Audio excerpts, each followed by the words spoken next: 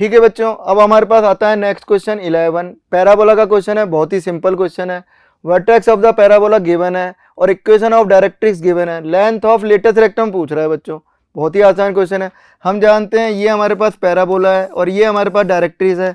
ये वर्टेक्स है 2,-1, तो इसकी परपेंडिकुलर डिस्टेंस कितनी होती है, a होती है। ये हम आराम से निकाल सकते हैं। और हमसे पूछा गया लेटेस्ट रेक्टम जो कि 4a के बराबर होता है, तो a की वैल्यू हम आराम से निकालें। तो परपेंडिकुलर डिस्टेंस निकालना इस पॉइंट की इससे, तो कितना हो गया 8 + 3 - 21 अपॉन 4 का स्क्वायर प्लस -3 का स्क्वायर का रूट और फिर पूरे का मॉड। तो बच्चों ये कितना आ गया हमारे पास 5, तो ये आ गया 10, ये आ गया तो 2 आ गया। तो लेंथ ऑफ लेटेस्ट रेक्टम क्या हो जाएगी 4a यानी 8। ये हमारा आंसर आ गया। ठीक है बच्चों, नेक्स्ट क्वेश्चन देखते हैं क्या है। तो नेक्स्ट क्वेश्चन है कॉम्प्लेक्स नंबर का। z = x + i is a complex number, satisfy z bar = this, then sum of the square of all the values of z satisfying the given equation. Sum of the value निकालना है। तो बच्चों z की जगह हम क्या लिख दें, ये लिखा हुआ है हमारे पास, तो ये हम क्या कर दें, सीधा सीधा z की जगह क्या लिख दें x + i, तो ये क्या हो जाएगा z बार x - आयोटा y, फिर आयोटा z स्क्वायर क्या हो जाएगा x + आयोटा y का square plus x + iota y, z की जगह लिख दिया और माइनस आयोटा लिख दिया बच्चों। ठीक है, तो अब चेक कर लेते हैं, इसको सिंप्लीफाई करते हैं। तो x - आयोटा y, ये आ गया आयोटा x स्क्वायर, इसका होल स्क्वायर ओपन करेंगे तो -y² plus 2 iota x y plus x plus iota y minus iota. अब कंपेयर कर लेते हैं बच्चों, real part to real part और इमेजिनरी टू इमेजिनरी। तो यहाँ पर रियल पार्ट क्या है x है LHS में, यहाँ पर रियल पार्ट क्या रहा आयोटा इंटू आयोटा स्क्वायर हो जाएगा तो -2xy आएगा। यहाँ पर आएगा एक x और आएगा, ये इमेजिनरी ये भी इमेजिनरी। एंड अगर हम इमेजिनरी पार्ट को इक्वल करें तो यहाँ पे आ रहा है -y और यहाँ पर क्या आ रहा है x² - y² और एक और आ रहा है +y - 1। ये हमारे पास real part to real part को मैंने कंपेयर कर दिया और इमेजिनरी को इमेजिनरी से कंपेयर कर दिया। अब x की जगह यहाँ पर ये आ गया, x से x कट गया तो x × y क्या आ गया 0 आ गया। तो यहाँ पर बच्चों या तो क्या होगा x = 0 होगा और y = 0 होगा। तो बच्चों हम यहाँ पर केस बना लेते हैं एक एक करके। तो केस 1 बना लिया, जब x = 0 है तो इस वाली इक्वेशन में रख देते हैं, क्या आ रहा है देखें -y, तो ये आ गया y² - 2y + 1, तो y की वैल्यू क्या आ गई 1 आ गई। तो एक ऑप्शन आ गया 0,1। केस 2 बना लेते हैं। तो जब हमने पहले तो रखा था x = 0, अब की बार क्या रख देते हैं y = 0। तो y = 0 इस इक्वेशन में रख रहे हैं तो क्या आ रहा है -0 = x², y की जगह 0 रखा, इधर भी 0 रखा तो -1 आ गया। तो x की वैल्यू क्या आ गई +-1 आ गई। तो बच्चों 3 सॉल्यूशन आ गए। उधर से तो क्या आया x = 0 और y = 1 यानी 0 + आयोटा आया, और यहाँ से आया x की वैल्यू 1 आई और y की वैल्यू 0 आई, तो 1 + 0 आयोटा और -1 + 0 आयोटा। तो 3 वैल्यू ये आ गई। इसमें पूछा क्या गया हमारे पास sum of the square of all values. तो सम ऑफ द स्क्वायर यानी इनका स्क्वायर का, तो ये आयोटा स्क्वायर प्लस 1 का स्क्वायर प्लस -1 का स्क्वायर, तो ये बच्चों कितना आ गया 1 आ गया। तो ऑप्शन हमारे पास 1 आ गया। ये हमारा हुआ इसका सॉल्यूशन क्वेश्चन नंबर 12। अब आते हैं हम क्वेश्चन नंबर 13 पर। क्वेश्चन नंबर 13 लिमिट का है बच्चों। ये भी अगर हम देखें तो ठीक ठाक है, एवरेज क्वेश्चन है। तो किस तरह से हम कर सकते हैं, एक्सटेंडिंग टू 1 पर ये देखो क्या हो रहा है, sin 4 - 4 0 हो गया, 0 हो गया, -1 का स्क्वायर प्लस 1 0 हो गया। यानी हमारे पास हम देखें तो ऊपर तो 0 आ रहा है, नीचे 0 0 sorry 2 - 7 -5 plus a plus b ये आ रहा है, और वैल्यू हमारे पास क्या आ रही है -2। बच्चों अगर ऊपर 0 आ रहा है और नीचे अगर 0 नहीं होता है, अगर नीचे 0 नहीं हो तो वैल्यू 0 आनी चाहिए थी, लेकिन आंसर हमारा आ रहा है -2। तो ये तभी आ सकता है जब ये इंडिटरमिनेंट फॉर्म हो। तो इनडिटरमिनेट फॉर्म हो सकती है, ऊपर 0 है तो नीचे भी क्या होना चाहिए 0, तो ये 0/0 फॉर्म बननी चाहिए, तभी इसका आंसर -2 आ सकता है। तो ये 0 फॉर्म कब बनेगी, जब ये वाला वैल्यू x टेंडिंग टू 1 पर 0 हो। तो देखें ये वैल्यू 1 करने पर ये 0 कब आएगी, जब -5 + a + b = 0 होगा। तो एक इक्वेशन तो हमारे पास a और b में ये आ गई। पूछा क्या है हमसे, b - a।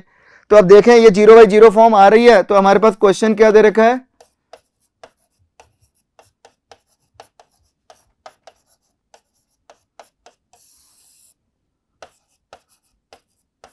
ये हमारे पास दे रखा है पूरा का पूरा question, limit x tending to 1 पर। अब अगर हम देखें, क्योंकि 0/0 फॉर्म बन रही है तो LH रूल आराम से लगा सकते हैं। ये = -2 भी दे रखा है, तो LH रूल लगा रहा हूं मैं। तो LH रूल किया तो साइन का डिफरेंशिएशन क्या हो जाएगा, cos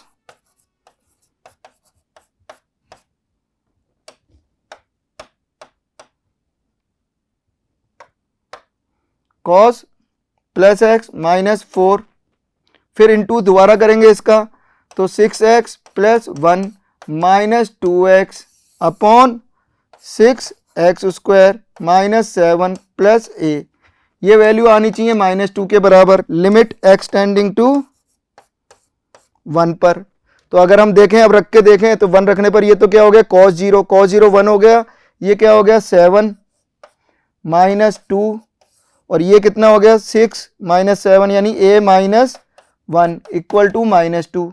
तो यहाँ से a की वैल्यू आ जाएगी क्रॉस मल्टीप्लाई करके, तो 5 = -2 a - 1, तो a की वैल्यू क्या आ गई बच्चों, 1 - 5/2, यानी a की वैल्यू आ गई -3/2। a की वैल्यू आ गई, और b की वैल्यू यहाँ से हम निकाल सकते हैं, तो b की वैल्यू क्या आ जाएगी हमारे पास 5 - a, तो ये आ गया 5 + 3/2, तो 13/2 आ गया। पूछा क्या है हमसे, b - a, तो b - a क्या आ जाएगा हमारे पास, देखें तो b - a क्या आ जाएगा हमारे पास बच्चों, b की वैल्यू क्या निकली अपने पास 13/2, और a की वैल्यू थी -3/2, तो प्लस का 3/2 हो जाएगा, वैल्यू कितनी आ गई 8। हमारा आंसर क्या आ गया 8 ही दे रखा है, तो ये हम आराम से कर सकते थे।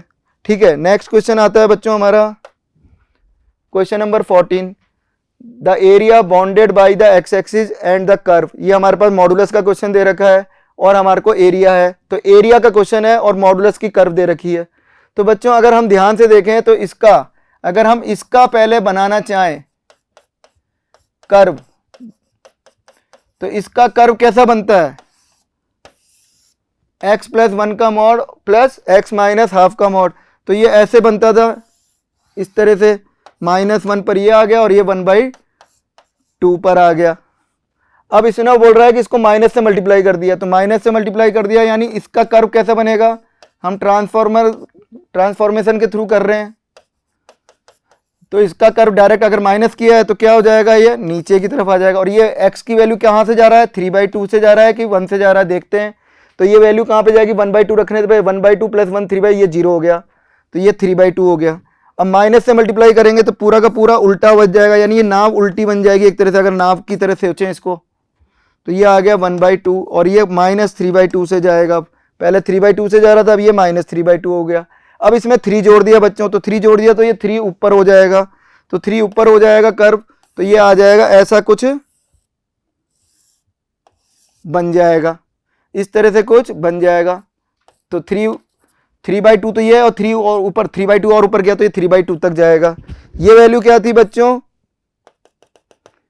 -1, ये वैल्यू क्या थी 1/2, और ये वाला एरिया पूछ रहा है हमसे पूरा, ये जो ट्रेपेजियम बन रहा है, तो इसकी बीच की डिस्टेंस तो क्या हो गई 3/2 हो गई। अब हमारे को ये देखना है कि ये वैल्यू और ये वैल्यू क्या आएगी, तो ये वैल्यू कोई भी कर्व एक्स एक्सिस को कहाँ पे कट करता है, जहां पर y की वैल्यू 0 होती है, तो y की वैल्यू 0 अगर हम रख दें यहाँ पर, ये किसका कर्व बना दिया मैंने, अब y = 3 -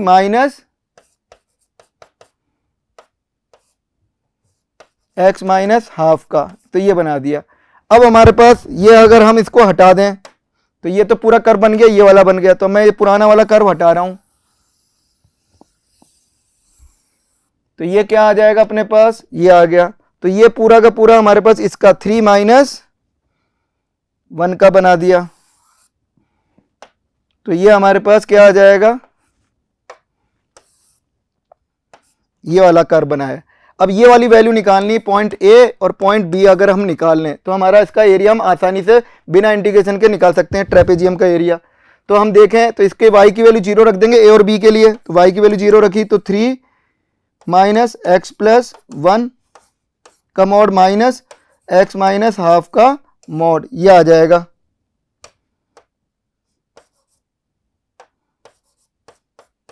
ठीक है, तो ये कहां पर 0 होगा, तो यहां पे अगर हम इसको सॉल्व करेंगे, क्योंकि यहां पर अगर हमको सॉल्व करना है तो ये ए एक तो 1/2 से बड़े के लिए निकालना है और -1 से छोटे के लिए, तो 1/2 से अगर बड़ा ले लेता हूं, जब मैंने x 1/2 से बड़ा लिया तो ये दोनों के दोनों कैसे खुलेंगे, 3 इक्वल टू वहां ले गए 0 की तरफ हो गया, पॉजिटिव खुल जाएगा मॉड, तो x प्लस 1, तो ये आ गया। तो x की वैल्यू क्या आ गई, प्लस हाफ, इधर ले गए तो 5/2 आ गया। तो ये वाला जो पॉइंट आ गया हमारे पास 5/2, 0 आ गया। इसी तरह से ये माइनस भी -1 से छोटा है, तो -1 से छोटे के लिए दोनों के दोनों कैसे खुलेंगे, नेगेटिव खुलेंगे, तो नेगेटिव नेगेटिव प्लस हो जाएगा, ये आ गया। तो ये हमारे पास आ गया 2x, ये x की वैल्यू एक मिनट क्या हो जाएगी अपने पास, प्लस 1/2 आ रहा है तो उधर जाएगा 5/2, तो और 2 से डिवाइड भी करेंगे, 2x है ना, तो 5/4 आएगी बच्चों। ये वैल्यू क्या आएगी हमारे पास, 5/4 आ जाएगी। ठीक है, अब इधर की वैल्यू देखें तो इधर क्या आ जाएगा, 2x और ये 4 हो गया, तो इक्वल टू क्या हो जाएगा, -7/2, तो x की वैल्यू आ जाएगी -7/4। तो ये वैल्यू क्या आ जाएगी b की, -7/4, 0। ठीक है बच्चों, तो अभी अगर ट्रेपेजियम की बात करें तो ट्रेपेजियम का एरिया क्या होता है, 1/2 पैरेलल साइड्स का सम। तो ये वाली पैरेलल साइड क्या हो गई, 5/4 से लेकर यहां तक आ रहा है, तो ये 5/4 इधर आ गया, 7/4 इधर आ गया, तो क्या आ गया 1/2 5/4 प्लस 7/4, ये वाली डिस्टेंस आ गई ए से लेकर बी तक, और ये डिस्टेंस यहां से लेकर यहां तक क्या होगी, -1 से 1/2 तक, तो ये कितनी हो गई, +3/2। तो ये आ गया इनटू, अब इनटू कर देता हूं, यहां पे कर देते हैं अपन इनटू, तो इनटू करने के बाद बीच की जो डिस्टेंस है वो कितनी आ रही है हमारे पास, 3/2, तो ये 3/2 आ गया। तो एरिया क्या आ गया बच्चों, 1/2 इंटू 3/2, 1/4 हो गया, इंटू 3 हो गया, और ये कितना आ जाएगा हमारे पास, कितना आ गया हमारे पास 3 यानी 9/2 आ गया। तो ये कितना आ गया, 27/8 आ गया। तो एरिया कितना आ गया, ये आ गया। ठीक है बच्चों, अगला क्वेश्चन है 15। क्या क्वेश्चन दे रखा है, a chord of the circle is diameter of the another circle then the value of R is. इसकी कोई कॉर्ड है, मान लिया ये सर्कल है और इसकी कोई कॉर्ड है, ये वो इस सर्कल का डायमीटर है, डायमीटर है तो ये क्या हो जाएगा, इस तरह से बन जाएगा, ये बन गया हमारे पास। इस सर्कल का डायमीटर है तो इसका जो सेंटर होगा वो यहीं होगा, इसका सेंटर क्या आ जाएगा बच्चों, √2, और ये आ जाएगा 3√2, और इसका सेंटर क्या आ जाएगा हमारे पास 2√2, और ये भी 2√2 आ गया। आर की वैल्यू पूछ रहा है, तो ये इन दोनों के बीच की डिस्टेंस निकाल ही सकते हैं अपन। इन दोनों के बीच की डिस्टेंस क्या आ जाएगी, 2√2 माइनस √2, 2 का स्क्वायर, यानी ये क्या आ जाएगा, ए मान लिया, ये बी मान लिया, और ये सी मान लिया, और ये क्या हो जाएगा, आर हो गया इसका। तो ये तो आर है ही रेडियस इसका, ये डायमीटर है इस वाले सर्कल का, तो इसका रेडियस हो जाएगा ये। तो इसका रेडियस कितना निकाल सकते हैं अपन, निकालें तो √2 का स्क्वायर, ये प्लस 3√2 का स्क्वायर माइनस 14 का रूट, इसका रेडियस कितना आ गया 2 और 18 20, तो 6 का रूट आ गया, तो ये आ गया √6। और ए बी की वैल्यू हम आराम से निकाल सकते हैं डिस्टेंस फार्मूले से, तो ये कितना आ गया 2√2 माइनस √2 यानी √2 का स्क्वायर, 2√2 माइनस ये, तो ये भी √2 का स्क्वायर ही आ जाएगा माइनस का, तो वो प्लस ही हो जाएगा, स्क्वायर है तो ये आ गया अपने पास। तो ये कितना आ गया 2, तो ए बी 2 आ गया, ये √6 है, तो आर की वैल्यू क्या हो जाएगी भाई 2 का स्क्वायर प्लस √6 का स्क्वायर, तो ये कितना आ गया, √10 आ गया। क्या हमारे पास √10 ही आ रहा है? हाँ, तो ये √10 आ गया। ठीक है। हाँ बच्चों, अब नेक्स्ट क्वेश्चन है अपने पास 16। ये देखें हमारे पास, if f x satisfying the relation f x plus k equal to n and I1 ये है, I2 ये है, देन तो I1 प्लस I2 वगैरह की वैल्यू अपन को निकालनी है। तो बच्चों एक तो रिलेशन दे रखा है F x plus F of x plus k equal to N. यहाँ पे मैं x को रिप्लेस कर रहा हूँ x प्लस के से। ठीक है, तो देखते हैं क्या आता है अपने पास। एफ ऑफ एक्स प्लस के plus F of x plus 2k हो जाएगा, ये इक्वल टू n हो जाएगा। बच्चों इसको सब्ट्रैक्ट कर देंगे तो क्या आ जाएगा, देखो ये माइनस किया, ये माइनस किया, माइनस किया, तो ये तो कट गया, ये आ गया एफ एक्स, ये 0 आ गया, ये माइनस होके उधर जाके F of x plus 2k हो गया। तो इससे बच्चों हमको क्या पता लग रहा है कि फंक्शन एफ एक्स का जो पीरियड है वो क्या है, पीरियड 2k है। तो इसका पीरियड 2k है। तो अब हमारे को वैल्यू निकालनी है उसकी अगले वाले की। तो I1 हमारे पास दे रखा है 0 to 4nk। ठीक है, तो 0 to 4nk क्या दे रखा है, देख लेते हैं एक बार। एफ एक्स डी एक्स, और I2 दे रखा है -k से 3k, f x d x, और I2 दे रखा है -k से 3k, f x d x. इन दोनों की वैल्यू निकालनी है, I1 प्लस I2 का हमारे को सम निकालना। तो अगर हम I1 की वैल्यू करें, क्योंकि इसका एफ एक्स का पीरियड 2k आया है हमारे पास, तो इसको 2k के मल्टीपल में लिखें तो 2n बाहर आ जाएगा। क्या ये ऐसे लिख सकते हैं हम, ये आ गया हमारे पास। और ऐसे ही I2 की बात करें तो I2 में क्या हो जाएगा, b माइनस a करेंगे तो 3k माइनस माइनस k क्या हो जाएगा, 4k। 4k किसका मल्टीपल है, 2 का मल्टीपल है, 2k का 2 मल्टीपल है, तो 2 बाहर आ जाएगा, 0 से 2k लिख सकते हैं इसको। पीरियड वाली प्रॉपर्टी लगा दी हमने, ये आ गया हमारे पास। तो अब हमारे पास आ क्या गया, देखें I1 प्लस I2, तो ये कितना आ जाएगा 2n प्लस 2, ये पूरा इंटीग्रेशन दोनों में सेम है तो वो कॉमन आ गया, 0 से 2k F x d x, ये हमारे पास आ गया। अब 0 से 2k को हम क्या लिख सकते हैं, 0 से k F x d x plus k से 2k। मैंने क्या कर दिया, लिमिट को ब्रेक कर दिया, लिमिट को ब्रेक कर दिया, 0 से k कर दिया, फिर k से 2k कर दिया। अब बच्चों यहां पर मैंने 0 से k लिख दिया, एफ एक्स लिख दिया। यहां पर मैं x की जगह अगर मैं रिप्लेस कर दूंगा तो भाई x को लिख दिया मैंने t प्लस k, तो dx इक्वल टू क्या हो जाएगा, dt। तो यहां पर x की वैल्यू अगर मैं k लिखता हूं तो t की वैल्यू क्या आ जाएगी हमारे पास 0, और x की वैल्यू 2k लिखता हूं तो t की वैल्यू क्या आ जाएगी k। तो ये आ गया हमारे पास f of t plus k, और ये dx इक्वल टू dt हो गया।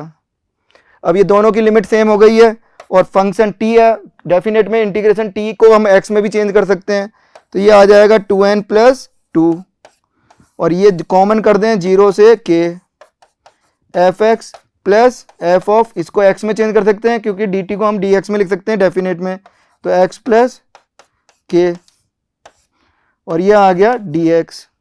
अब हमारे पास दे रखा है बच्चों, अगर हम देखें पहले अगर हम देखें तो हमारे पास दे रखा था F x plus F of x plus k equal to N दे रखा था, तो ये इसकी वैल्यू क्या हो जाएगी, एन हो गई हमारे पास। तो 0 से के एन डी एक्स, इसका इंटीग्रेशन किया तो क्या आ गया 2n प्लस 2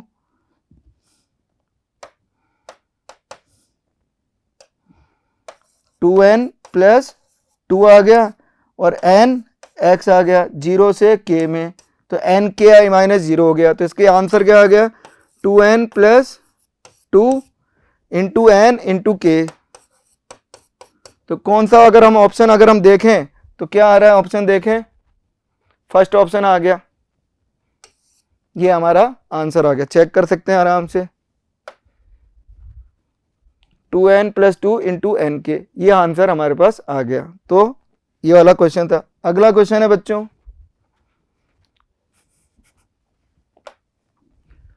17 नंबर का क्वेश्चन है, पी एंड सी का क्वेश्चन है बच्चों, परमुटेशन कॉम्बिनेशन का। In how many ways 30 identical candies are distributed among the 4 persons x1 x2 x3 x4 such that x2 gets 3 at least 3, x2 को कम से कम 3 मिलेगी और ज़्यादा से ज़्यादा 7 मिलेगी, और x3 को क्या मिलेगा, कम से कम 2 मिलेगी और ज़्यादा से ज़्यादा 6 मिलेगी, और x1 और x4 पर कोई कंडीशन नहीं है, यानी उनको 0 से लेकर 30 तक कितनी भी दे सकते हैं। तो बच्चों सीधा सीधा अगर हम देखें तो मल्टीनोमियल का क्वेश्चन है, तो हम क्या कर सकते हैं, हमारे पास यहाँ पे x1 plus x3 plus x4 4 बच्चे हैं जिनको 30 कैंडीज डिस्ट्रीब्यूट करनी है। यहाँ पे x1 और x4 ये तो 0 या 0 से बड़े हैं, जबकि x2 और x3 ये वाली वैल्यूज ले रहे हैं। तो अगर हम 0 से 30 तक x1 x4 ले सकते हैं, तो इसका हम मल्टीनोमियल से पॉलिनोमियल बना सकते हैं। 1 प्लस एक्स स्क्वायर इन्फिनाइट तक, 2 हैं x1 x4 के लिए, और x2 के लिए क्या बन जाएगा, x क्यूब से x7, और x3 के लिए क्या बनेगा, एक्स स्क्वायर से x की पावर 6 बनेगा।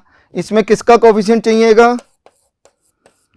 कोफिशिएंट ऑफ x की पावर 30 का जो हम निकालेंगे वही हमारे पास नंबर ऑफ वेज होगा। ठीक है, तो देखते हैं क्या आता है। इसको ये जीपी बन रही है, इसको क्या ले सकते हैं, 1/1 माइनस एक्स का स्क्वायर इन्फिनाइट जीपी का। यहाँ पर एक्स क्यूब कॉमन आ गया और x की पावर 4 तक आ गया। यहाँ पर एक्स स्क्वायर कॉमन आ गया, 1 प्लस एक्स 4 तक आ गया। ठीक है, तो यहाँ पर एक्स ये हो गया, एक्स क्यूब ही हो गया, और एक्स की पावर 30 में से माइनस हो जाएगा, तो कितना मिल जाएगा अपने पास। अब किसका कोफिशिएंट रह जाएगा हमारे पास, x की पावर 25 का कोफिशिएंट निकालना है। किस में निकालना है, ये ऊपर लिखा है -2 हो गया, और ये जीपी थी हमारे पास, जीपी थी एक, तो ये था, ये जीपी बन रही है देखो, और ये भी जीपी बन रही है। तो जीपी में कितनी टर्म्स है, यहाँ 5 टर्म्स हैं, इधर भी जीपी में 5 टर्म्स है, तो 5 टर्म्स का दोनों सेम है, तो निकाल लेते हैं, स्क्वायर हो जाएगा। तो क्या आ जाएगा देखते हैं, तो स्क्वायर हो जाएगा 1 माइनस एक्स की पावर 5, 1 माइनस एक्स, और इसका स्क्वायर हो गया। तो ये 1 माइनस एक्स की पावर -2 इधर आ रहा, और -2 इधर भी आएगा, तो ये -4 आ जाएगा, और ये आ गया। और इसमें कोफिशिएंट चाहिए हमको x की पावर 5 का, तो इसको ओपन किया तो 1 प्लस एक्स की पावर 10 माइनस 2x की पावर 5, ये हमारे पास आ जाएगा। इसको 1 से मल्टीप्लाई, अब x में इसको जब 1 से मल्टीप्लाई करूंगा तो x की पावर 25 का कोफिशिएंट क्या आएगा, 25 प्लस 4 माइनस 1, फार्मूला लगा दिया हमने।